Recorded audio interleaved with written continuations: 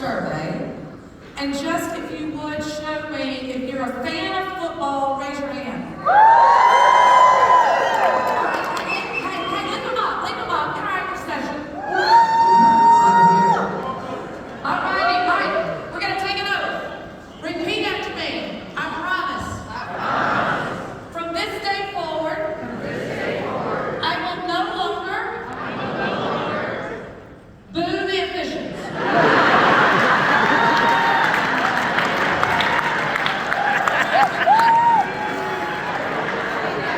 There you go, there's always that guy.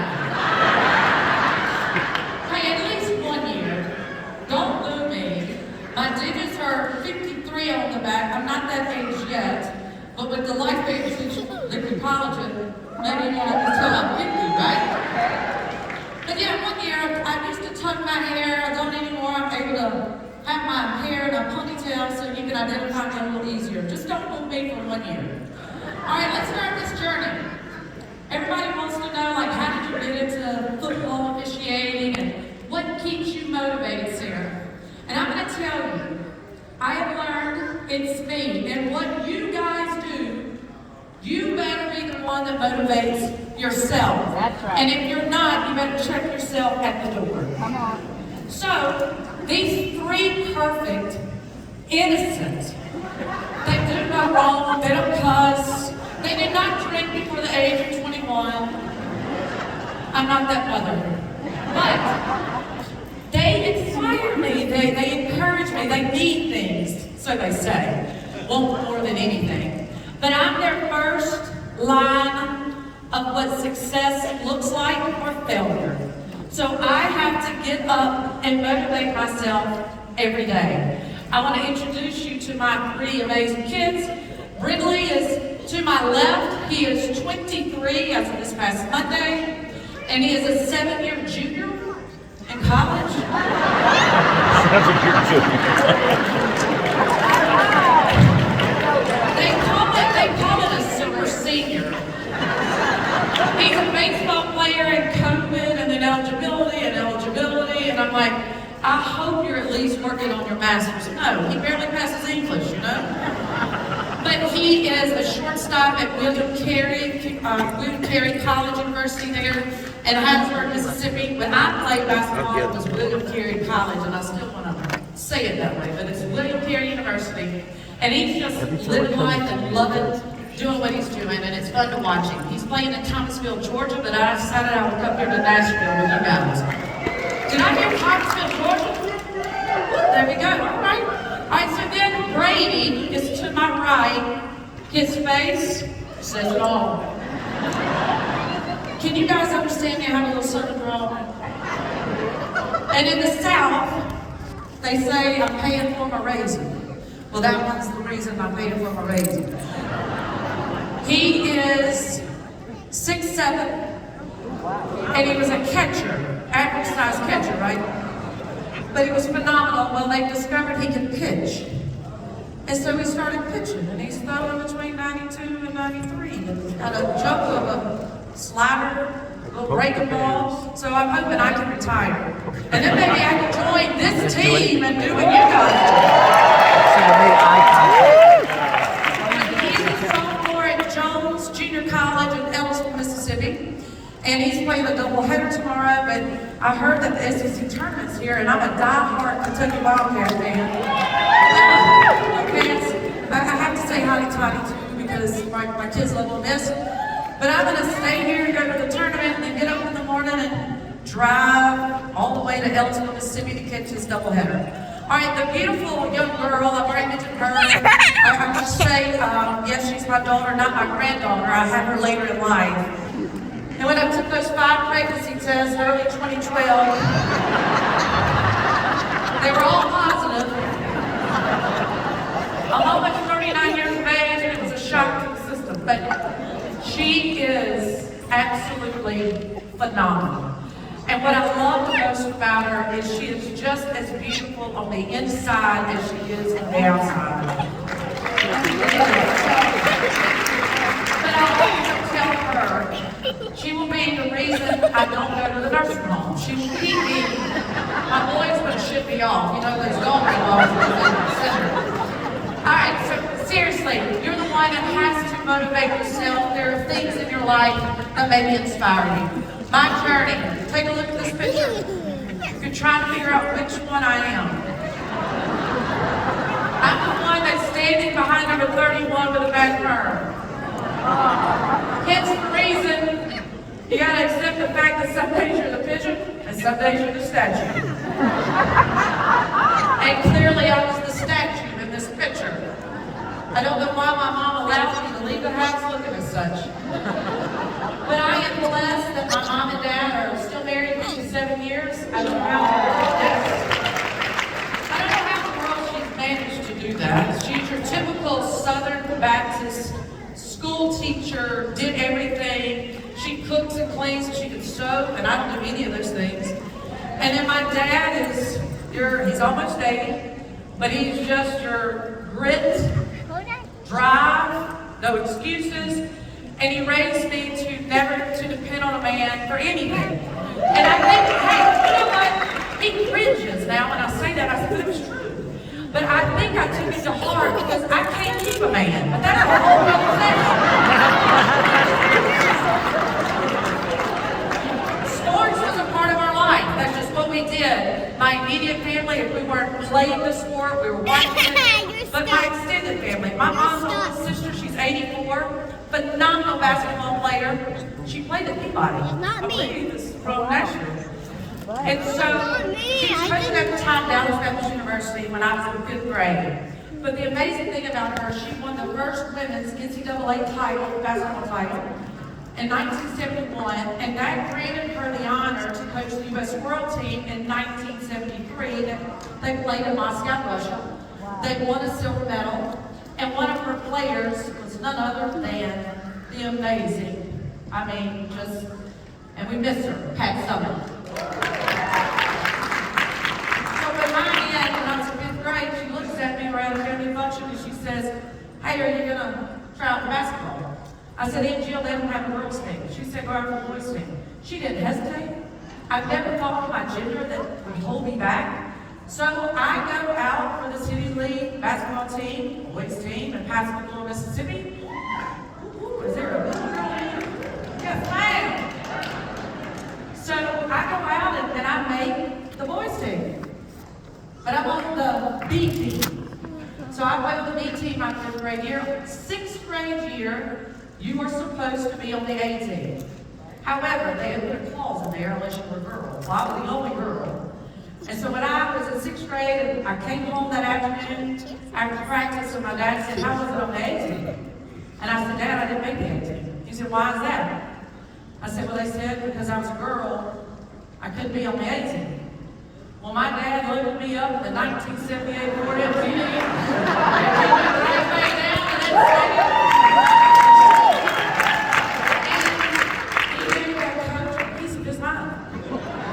Now, like any 6th grader, I'm mortified. I am like this.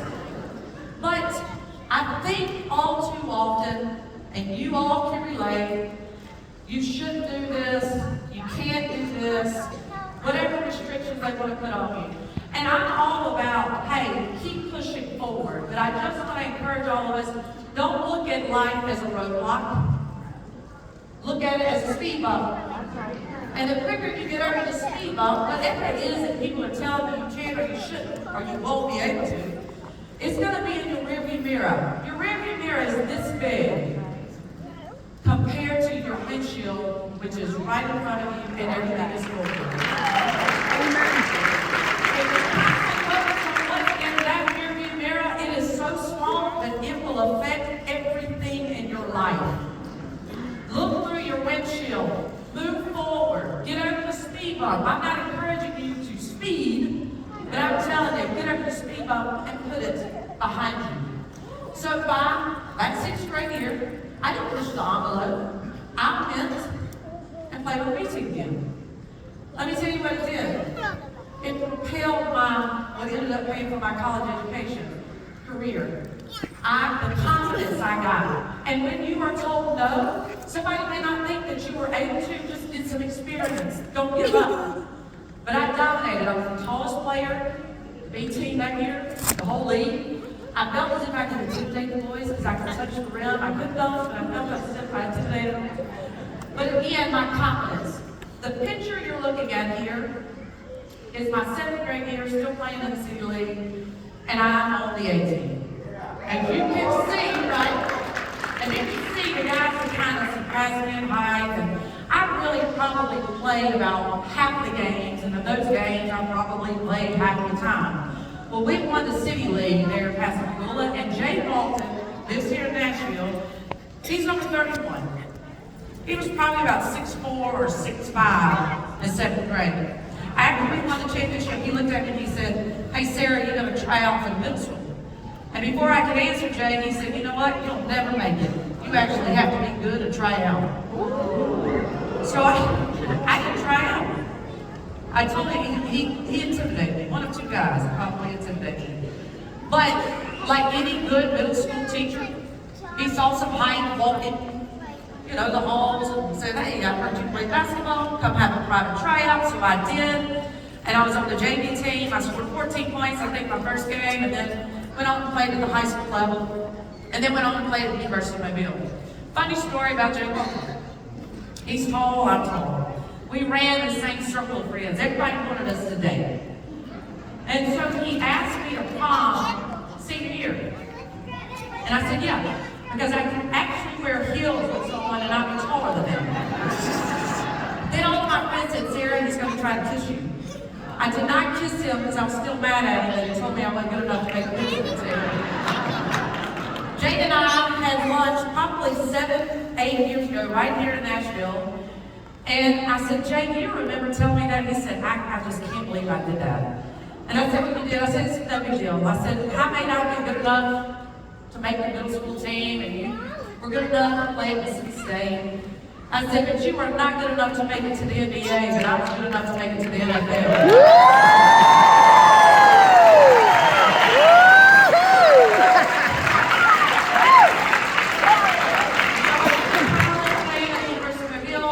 I go on and I'm playing in a Baptist church league. Y'all can tell the first and only girl has been a part of my entire life. I have an older brother and a young girl. I was the only girl. So I'm playing in this men's basketball church league there in Pascagoula. I've been in this league for 3 years after college. And we had just won the church championship. And the next night, now I'm into volleyball.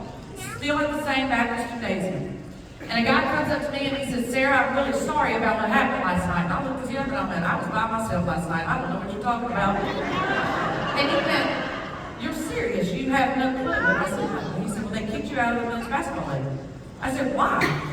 He said, "They said it's because you were a girl." I went, "Well, I've been in this league for 3 years and they just now realizing I'm a woman."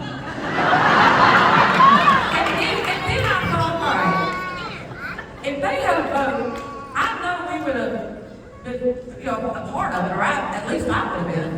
And then I said, "Was anybody there from our team?" He said, "No." So I went up to the Baptist preacher. I said, "Hey, can we have a revote?" He said, "Yes, we have a revote the next night. It's 18s that don't want me, 18s that don't care." And so he asked the one guy that brought up this vote. He said, "Why don't you want her in the league?" And that guy said, "Well, we just feel like she gets the calls. And when she puts us up, it feels funny." My head's been around about 3 times. So then I just said, "You know what, if y'all didn't want me and it's coming down to this," I looked at that guy and I said, "As fast-paced of a game as basketball is, if you get some type of sexual sensation out of it, you don't need to be playing it either." You can imagine, I said sexual sensation in a Baptist gymnasium.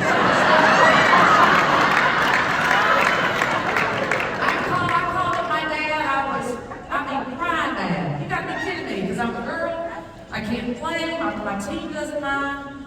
So a couple of months after that, I'm on the phone with my older brother, Lee. It's all his fault, right? Lee is to my left in this picture. He just retired from Conference USA a few seasons ago. My baby brother, Scott, he just retired from the Junior College Association of Mississippi. He's still on fire baseball and doing high school officiating there in Mississippi. But I talked to my older brother. I'm on the phone with him. And when I tell you my older brother was the straight and narrow, and I think y'all can tell I was not, like I was the black sheep. So I'm on the phone with him and I said, hey, what are you doing this evening? And he said, I'm going to a football referees meeting. I said, the girls are there?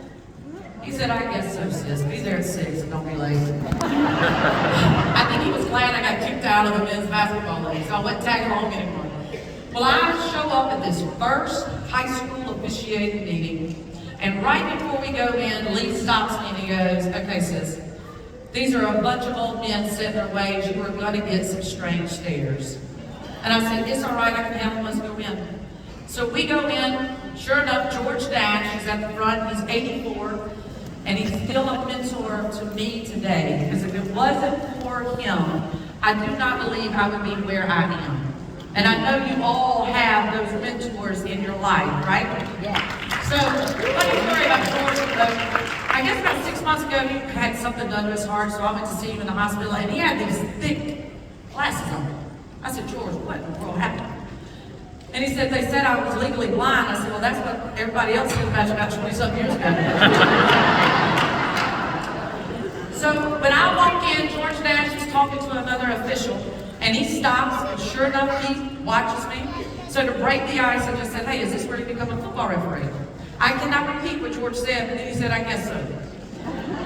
I sat there, and I went, you have got to be kidding me. These guys actually get together and discuss rules, play scenarios, what-if situations. I'm like, ain't no way. Because when I was a player, I hated the officials. And truth be told, they probably hated me. But I was so intrigued that they took such pride in what they were doing. And I wanted to be a part of that, to be able to give back to the sport. Then my competitive juices started flowing, and I thought, all right, I don't have a clue about Gaelic football. And I'm certain there's still people who think I don't have a clue about Gaelic football. But I dug in deep. Every night that I could take a snap, I was Saturday morning in Jamborees in Vernon, Mississippi, from 7 a.m. to 1 p.m. And I never took off on Sundays. But I officiated at the high school level for 10 seasons. I had those 2 boys during that time. And the crews that I were on, their wives made me a maternity referee top. It was awful.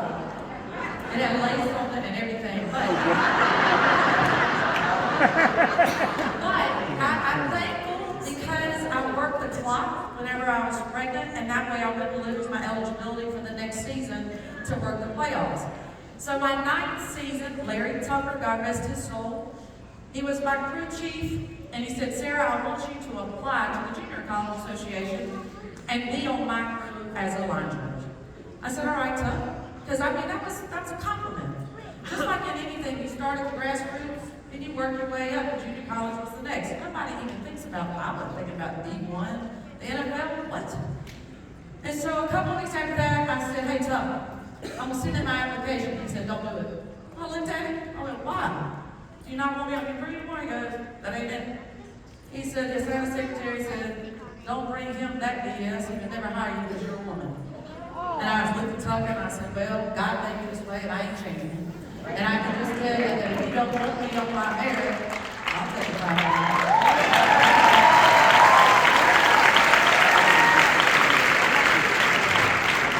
If you don't want me on my merit, this job is tough enough as it is. I'm not about to go try to prove myself as a woman to a very shallow-thinking man.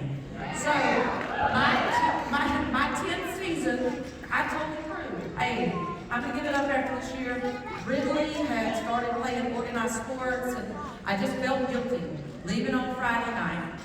And they all told me, Sarah, don't do that. You're gonna regret it. Well, lo and behold, what I thought was my last game was a state championship game there in Jackson, Mississippi. And 4 days later, I got a phone call from an NFL scout that was scouting officials, right? I didn't know these people existed. I didn't know they were out there. So he calls me up and he goes, I just want to tell you, I was not there to scout you. And he said, and I didn't realize you were a woman. And I went, I don't know if that's a compliment or not. But of course, he had my attention because he had NFL behind his name. He said, your field presence is what separates you. All right? It wasn't that I got the call right. chains. And then he said how you handled a very heated coach, and you moved right along. What you're doing, your field presence matters. Okay? When I was being recruited as an athlete, I knew it was the small things that separated me. But I didn't realize later on in life, career-wise, that people were still trying to recruit you. Okay? Your field presence is what will separate you. Yes, we want to do things more right than wrong, but understand someone is always watching how you carry yourself. So your field presence. So then he says, I think you got what it takes to go to the next level. I'm like, what's that? I don't think it's going to be the Junior College Association in Mississippi. So he plugs me in with Gerald Austin, Conference USA supervisor, in 2007, and Gerald at the time was still on the field as an NFL referee. I think he worked 27 seasons, 3 Super Bowls. And I went and had an audition at Southern Miss. And a few days after that audition, I get a phone call from Gerald Austin. I've never spoken to the man. I've never seen the man. He's never seen me. Wasn't on any social media. So I answered my phone and he says, hey, walk me through this play that happened at USM. So I did. And Gerald hired me over the phone, sight unseen. I joke with him now, of course now, but I said, all right, I knew you were old. But see now? I mean, you're gonna make history, hire the first woman, and you have no clue that I can work. He said, Joe Hayes, the NFL scout, he said he's never referred an official to me that wasn't able to work. And then he said, when you answered the question, you did not lie or make an excuse. So I knew that your character was in check, and that meant you would be coachable. Do y'all feel what I'm saying?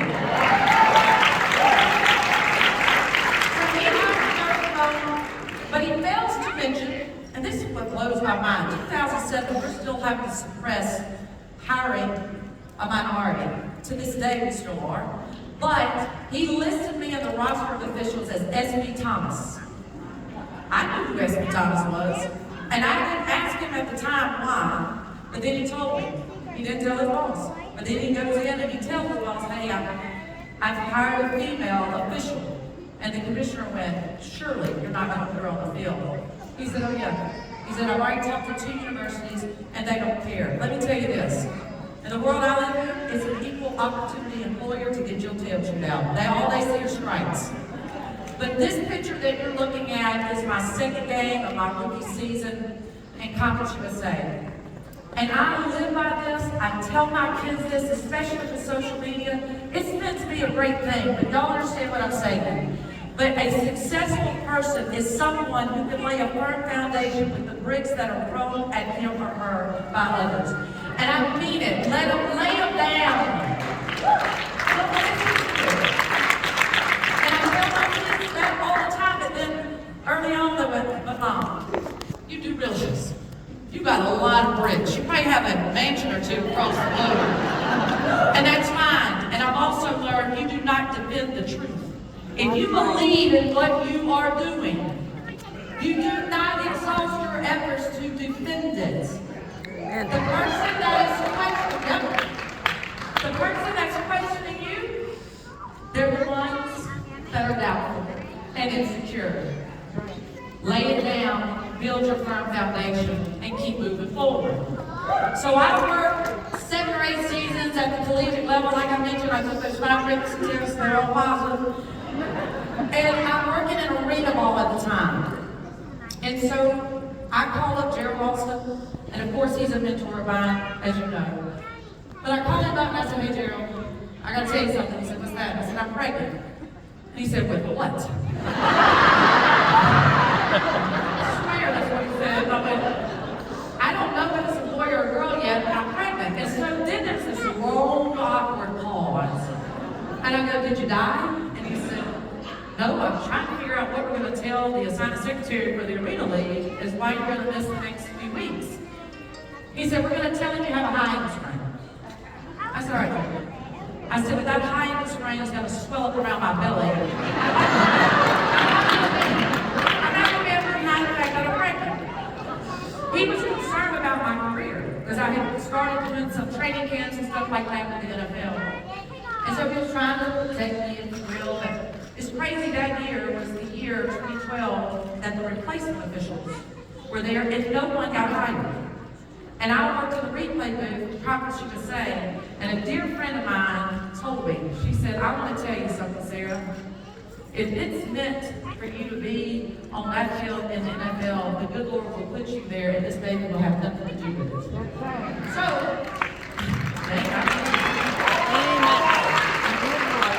baby was born on 12/12/12. You can't make this stuff up.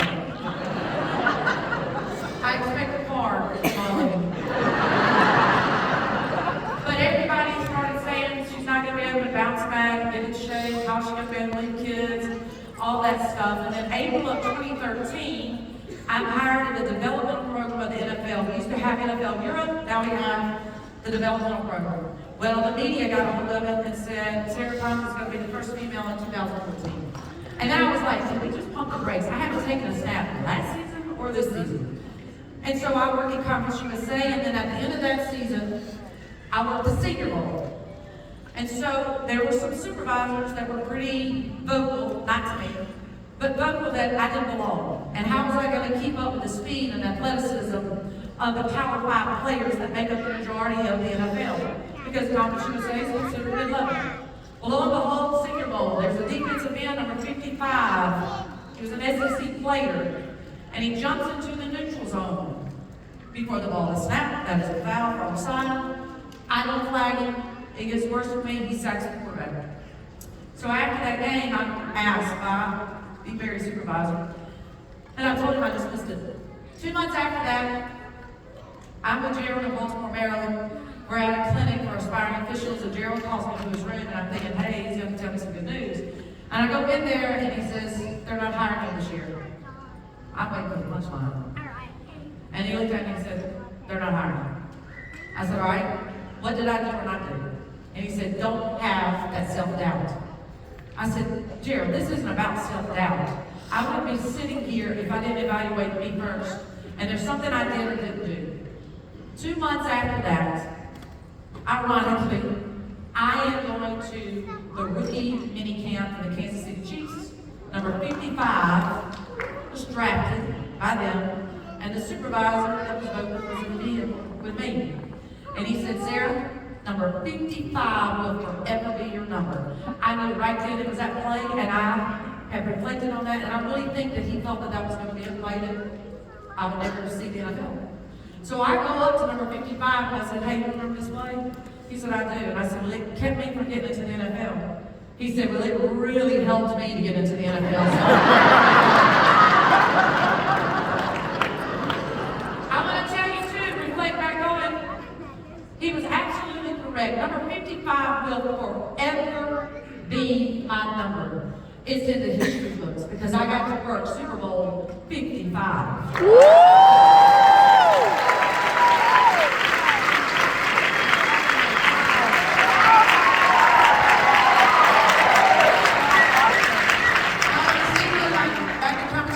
But on April the 8th, 2015, at 10:57 a.m. Central Standard Time, area code 212 calls, and it's Dean Blandino, and he says, Sarah, I want to welcome you as one of 9 new game officials to the National Football League. Welcome to the NFL.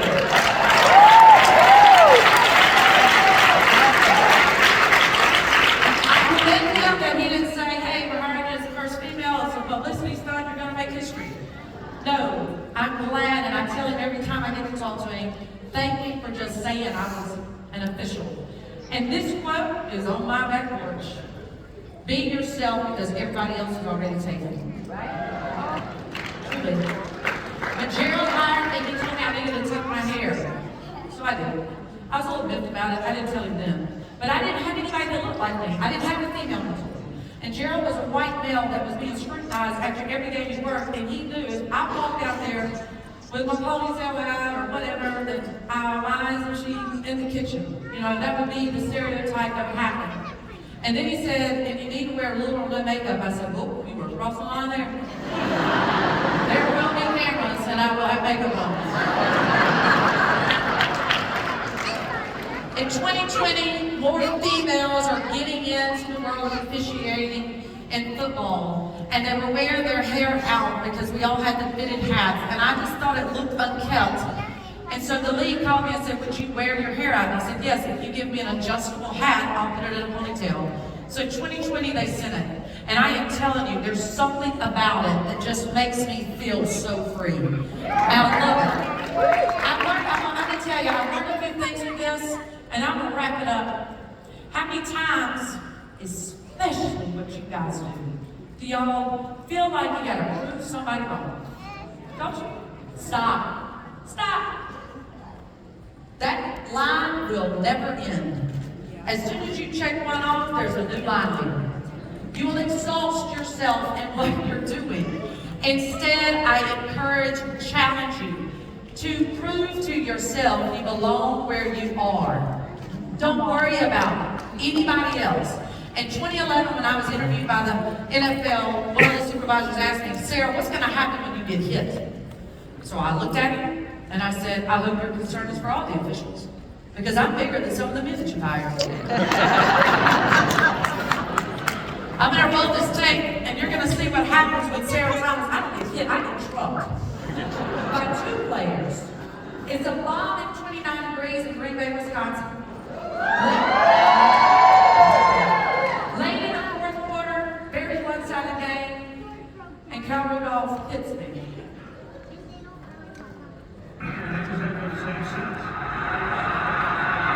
Bradford has to scramble.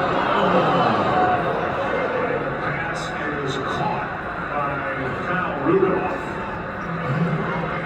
and a collision along the sideline with the line judge. And Sarah Thomas, line judge, who comes right back up. You would seriously say, smiling.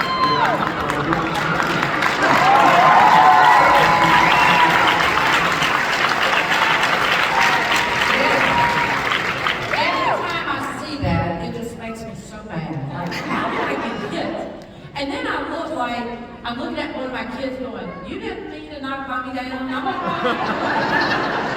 I knew my rib was broken, and so they take me back, and they go to x-ray me, and I go back to the trainer's table, and I look up, and like it's 4 minutes left on this game. I'm like, there's no way.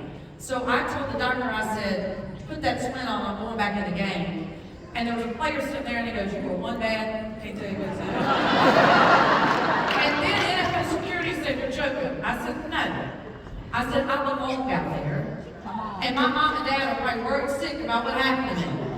So I get to the tunnel. We have these devices where we communicate amongst the crew. And I got to the end of the tunnel, and it sets up perfectly. Of course, they're on the opposite goal line. So it's 110 yards that I've got to go. And I pushed the button, I said, hey guys, y'all care if I join you again? They went, heck yeah girl, get out of here. It was like the Chariots of Fire. I mean, Troy Aikman and Joe Butler telling the girl, Sarah Thomas, it's good to see her back, she's past concussion protocol. Nobody even asked me if I had a headache. But I knew I belonged out there. I'm not thinking about what they asked me. But the funny thing is, you know, it's Christmas Eve, counting off. My kids said, hey mom, you all right? I said, yeah, I just had breakfast. Well, you do know that you got run over by Rudolph on Christmas Eve. The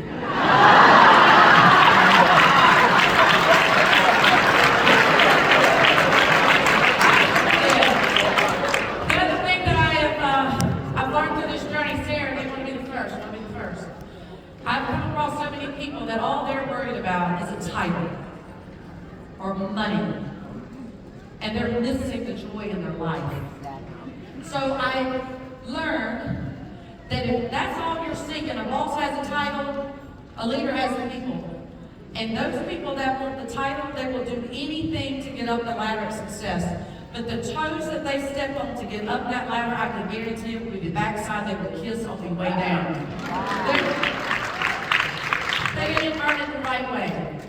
Your work ethic, your field presence, your attitude. I mean, some days it just is tough. But I'm telling you, do things because you love it. The recognition will come, right? Look, somebody must be a fan, right? I love the energy though, it's wonderful. My fourth season, the recognition.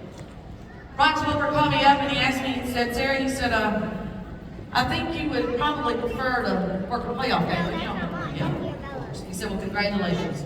You're going to be the down judge in the Patriots-Chargers game. And I said, I am on the field. He said, yeah. I screamed like a girl, right? But the recognition will come. It may not come when you think it should. But I said, when you're doing things because you love it, it'll all fall into place. All fall into place. This is my rookie year. I can't believe that I got this picture. It's the very moment. But you see, I'm the rookie official in the middle of the guys. The veteran is on the outside. And so I didn't get in the middle of it. I saw it developing, so I went to try to head this off. Well, then they engulfed me. And I thought for the first time, I'm about to get seriously hurt. So I throw my hands up, and I start yelling. Somebody said I use my mom voice. And a guy in the white, he went, we've never heard a woman's voice out here before. I stopped. But I looked at the guy in red, and he had those Nike red contact lenses, and I thought, Lucifer is in the building. Do what you're doing because you love it. Success only comes before work in the dictionary. You know this quote, but believe it. You've got to put in the work. And comparison is the theme of all joy. All those people that are telling you shouldn't do what you're doing, they're comparing themselves to you. What did I say about them before? They're the ones that are insecure and doubtful. Don't compare what you have to someone else. If you're leading a team, stop it too, because you're robbing your team of their joy. Start with number one, always. All right, we're gonna have a little fun here. All right, simple math. I am from Mississippi. We like to keep things simple. So these are words that we use on the daily. Work, home, and we're trying to get to 100%, okay? So here we go, lazy. 64%, I hate it, it should be like 6, but that ZMY carry a heavy weight. Success, 89. Confident, 90. I think cocky's around 50 something. Excuses, isn't this amazing how close it is to 100? 96, everybody's got it, don't they? Leadership, 97. Hard work, it'll pay off, almost 100. 98. What is that?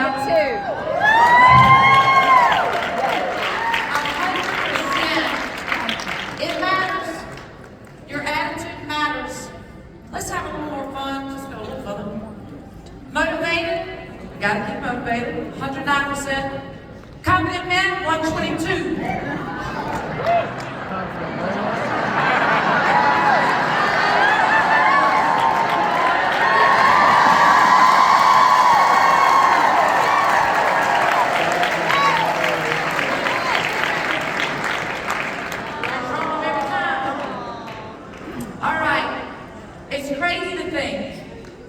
That Sarah Bailey Thomas, a girl that fell in love with something that she didn't know women weren't doing, and I didn't know we got paid. It's about my 5th meeting. I just wanted to get back. No joke. It is crazy that Billie Jean King has tweeted something out about me. And if you can see it, you can be it, and you can believe it, right? You can. My daughter, she was probably in 3rd grade, but I think she's dressed up for me as career day or Halloween. But when I got to pull my ponytail out, she said to me, she said, Mom, because of you, if I want to do that, I can pull my ponytail out and just be a girl.